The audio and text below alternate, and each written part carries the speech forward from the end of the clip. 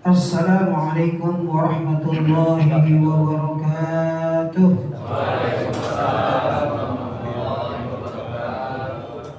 Alhamdulillahilladzi amarna bil-i'tisami bihablillahil matin wal minallahil mubin.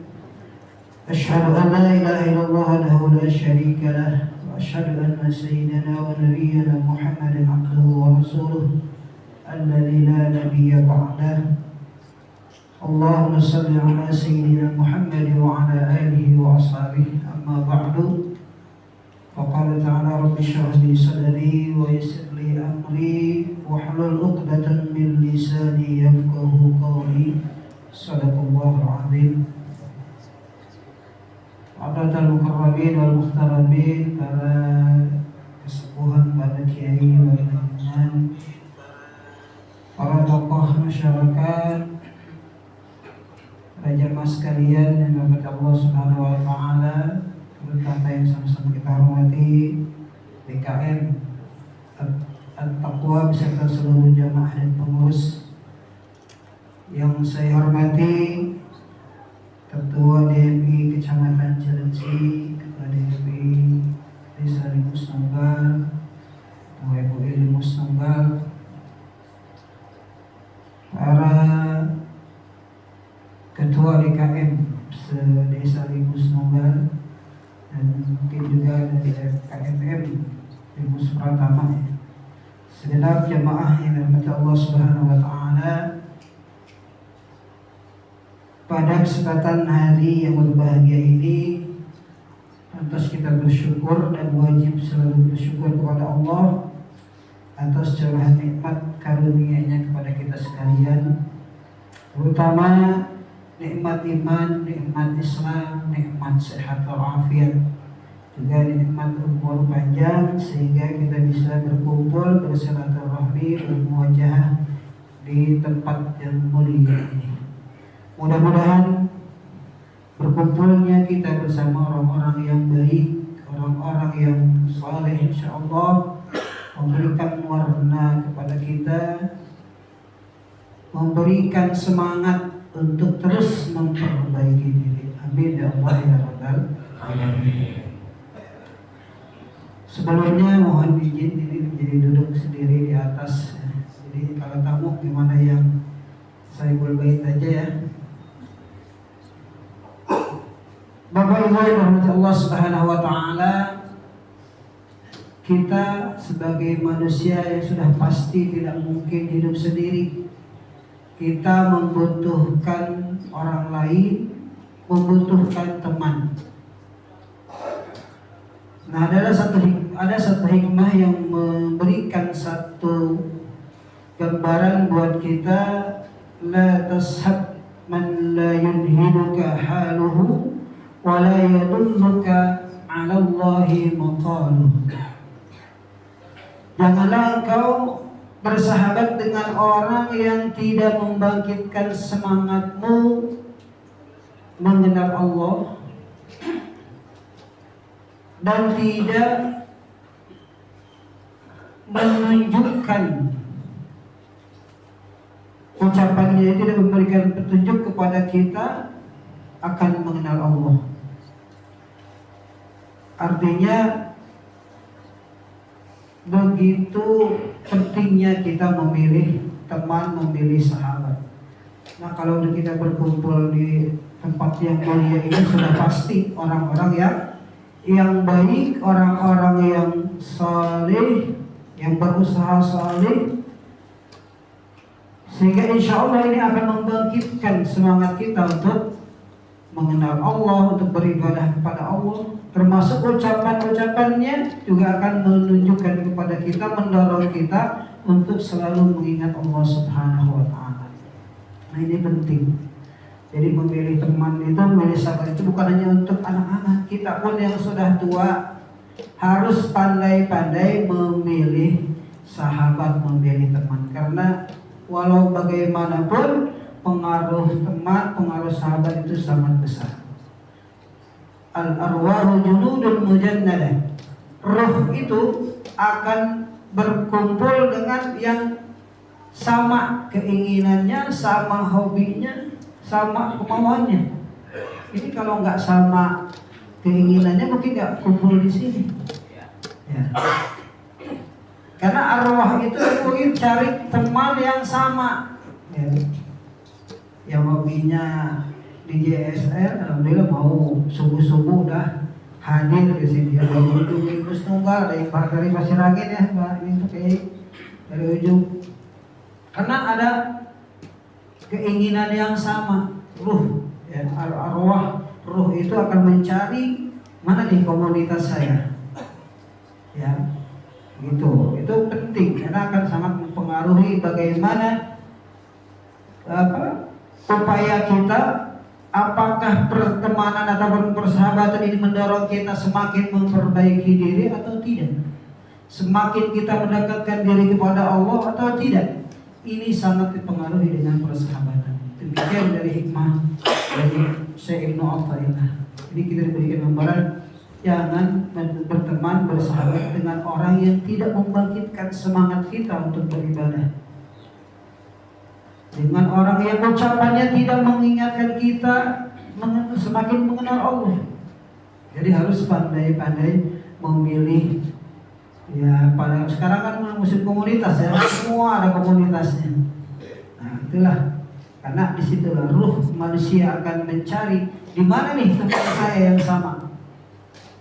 Nah, oleh karenanya masyaallah muslimin rahmatullah, juga perlu kita perhatikan ada nasihat dari Sayyidina Ali bin Abi Thalib karramallahu wajhah, di mana posisi kita ya di dalam kehidupan ini luar biasa mengingatkan kita untuk menjadi manusia yang terbaik. Di mana nasihat yang pertama menurut beliau, kun indallahi khairun nas. Jadilah kalian di sisi Allah manusia yang terbaik. Wa kun indan nafsi syarrun nas. Dan jadilah kalian dalam pandangan dirimu manusia yang terhina. Merasa paling hina di dalam pandangan diri sendiri. Wa kun indan nasi rajulan minan nas. Dan jadilah kalian di dalam kalangan manusia sebagai manusia yang biasa-biasa saja. Nasihat beliau yang pertama, kun indallahi khairun nas. Jadilah manusia yang terbaik dalam pandangan Allah. Ini yang harus kita kejar. Ini yang harus kita upayakan semaksimal mungkin. Bagaimana kita memposisikan manusia yang terbaik di hadapan Allah Subhanahu wa Ta'ala, sehingga upaya yang kita lakukan pun yang terbaik. Ibadah kita bagaimana supaya jadi ibadah yang terbaik. Salat kita bagaimana supaya salat kita ini yang terbaik. Ini yang harus kita kejar. Posisi di hadapan Allah Subhanahu wa Ta'ala sebagai manusia yang terbaik. Salat yang terbaik, bagaimana salat itu akan melahirkan sebuah asar, sebuah samrah, sebuah buah, di mana kata Allah, inna salata tanha 'anil fahsya'i wal munkar. Sesungguhnya salat itu kalau kita kerjakan dengan terbaik, dengan memenuhi segala ketentuannya, persyaratannya, kemudian dengan hati. Ya, salatnya dengan hati, bukan hanya sekedar ibadah yang secara menggugurkan kewajiban saja. Saya sholat yang penting terpenuhi kewajiban sholat 5 waktu. Tidak hanya itu, tapi bagaimana kita menghadirkan hati, hudurul qalbi ma'allah, menghadirkan hati, benar-benar kita ketika melaksanakan ibadah itu dengan hati, bukan hanya fisik saja, bukan hanya gerakan saja, tapi bagaimana menghadirkan hati kita. Misalkan hari ini kita berada di dalam masjid ataupun mushola ini, hati kita apakah ada di dalam masjid apa sedang di luar? Itu kan perlu dilatih, perlu dikelola. Bisa saja saya sedang duduk di atas kursi ini, hati saya sedang berkeliaran di mana? Berarti belum hadir hati kita. Belum bisa mempersembahkan ibadah yang terbaik, karena baru sekedar hanya lahiriah. Ya. Ibadah kita hanya baru sebatas melaksanakan kewajiban, belum merupakan kebutuhan. Kalau ibadah sudah menjadi kebutuhan, tentunya ini akan kita upayakan dengan cara yang terbaik. Ini kan level orang yang beribadah ada 3. Ada level abidun. Abidun itu hanya seorang hamba, hanya melaksanakan kewajiban saja. Yang penting gugur kewajiban. Kedua, ada level muqarrabun. Di samping dia melaksanakan kewajiban, tapi juga itu ada kebutuhan. Ibadah itu kebutuhan, sehingga ada bekasnya, ada perubahan di dalam dirinya. Dan yang ketiga adalah muhibbun.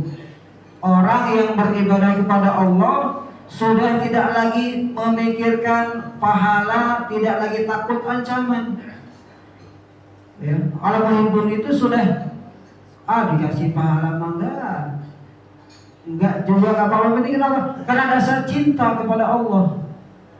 Itu ikhlas yang paling tinggi. Sudah lagi saya enggak mikirin surga, enggak mikirin neraka. Saya ibadah karena diperintahkan Allah dan saya cinta dan ingin mendapatkan cinta Allah. Itu level yang paling tinggi. Kalau kita kan tingkatnya masih saya sholat pengen surga, boleh, masih ikhlas. Saya sholat, saya ibadah masih takut neraka, masih tingkatan ikhlas. Yang gak boleh kita sholat atau beribadah mengharapkan pujian dari orang lain, ingin dinilai, ingin dianggap soleh, ingin dianggap dermawan. Ini yang gak boleh. Itu yang pertama nasihat beliau, jadilah kalian di sisi Allah sebagai manusia yang terbaik. Siapa manusia yang terbaik? Yaitu orang yang bertakwa kepada Allah Subhanahu wa taala. Inna akramakum indallahi atqakum. Orang yang paling bertakwa, yang paling kuat semangatnya untuk melaksanakan apa yang diperintahkan Allah dan menjauhi larangan Allah. Kemudian yang kedua, kata beliau, wa kun indan nafsi syarran nasi, dan jadilah kalian dalam pandangan kalian sendiri sebagai manusia yang paling hina. Kita menilai diri kita, Allah, saya tuh orang yang paling hina. Ibadah saya sedikit, amal saya sedikit, ilmu saya sedikit. Sehingga akan termotivasi untuk berusaha. Gimana supaya menambah ilmu? Berarti belajar.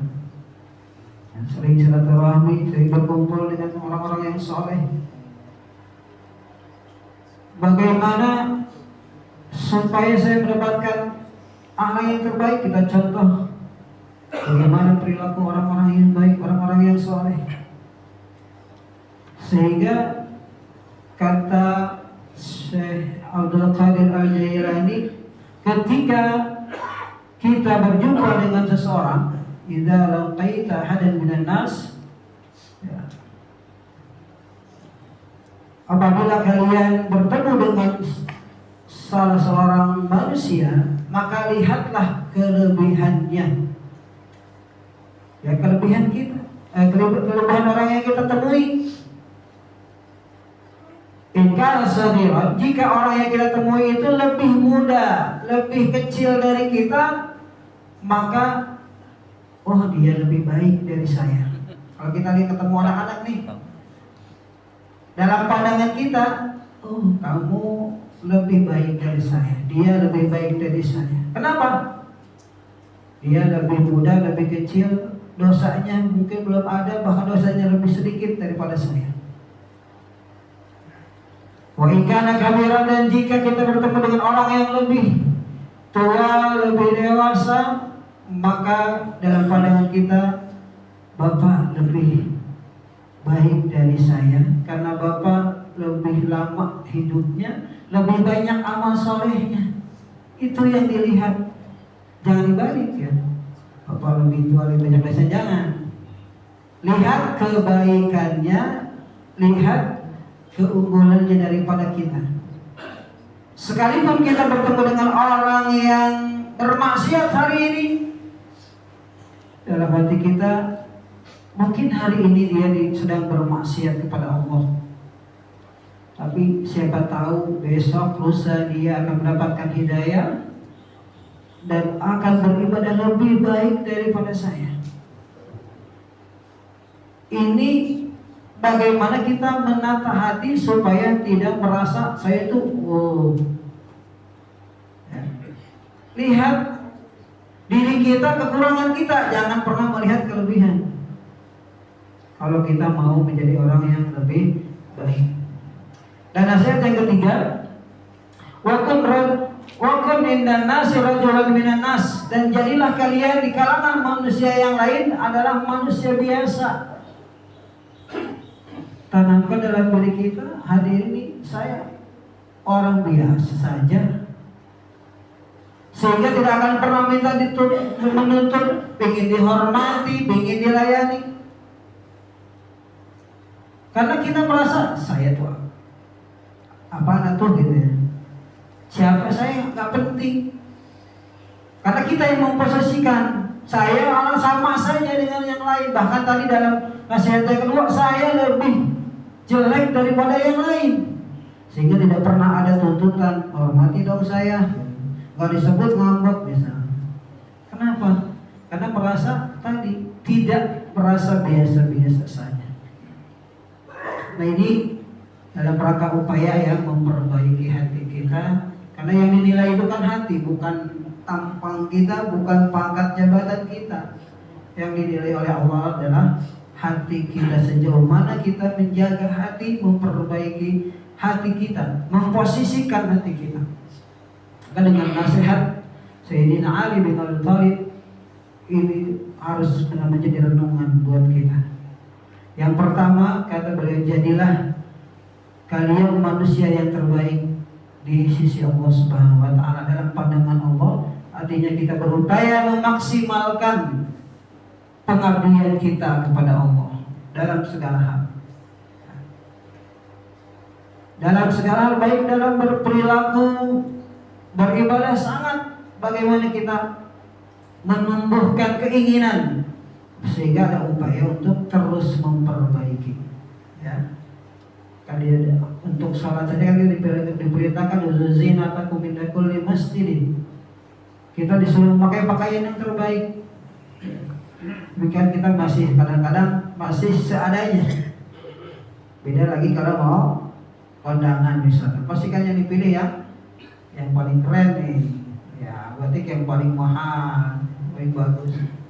Ya, manusia. Tapi lebih ketika kita akan menghadap Allah, beribadah kepada Allah, utamakan yang terbaik.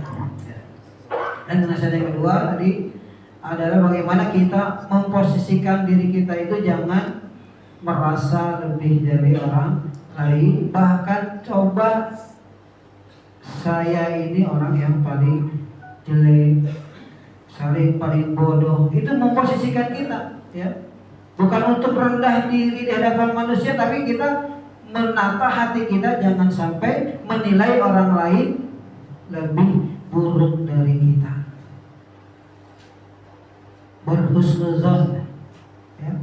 Siapapun mereka, kita menganggap mereka lebih baik dari kita. kalau kita mau menata hati. Dan yang ketiga, kita menganggap bahwa diri kita adalah manusia biasa, sama saja dengan orang lain, tidak punya kelebihan, tidak punya keutamaan, sehingga tidak ingin diutamakan, tidak ingin dilebihkan. Biasa saja kok, ya. Tidak ada hal yang istimewa di dalam diri kita. Kalaupun hari ini orang menghormati kita, karena Allah masih menutup kekurangan, kejelekan, kebodohan kita. Ya. Tapi harus menanamkan ya biasa saja, sama dengan yang lain. Jadi nggak perlu dilayani, nggak perlu dihormati.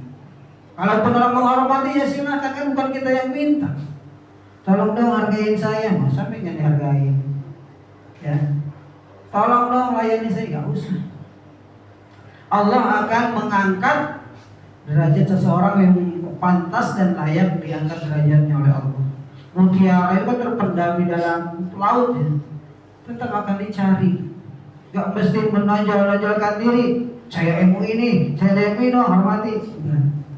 Ya. Saya pejabat, gak mesti. Orang pun akan secara otomatis ketika memang layak untuk dilayani, dihormati, insya Allah Allah akan memberikan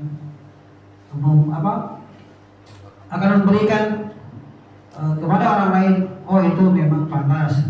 Pada guru-guru kita misalnya, pada para kiai kita, kita juga secara otomatis, ya, yang nggak boleh kita ingin dihormati dan ingin dimuliakan.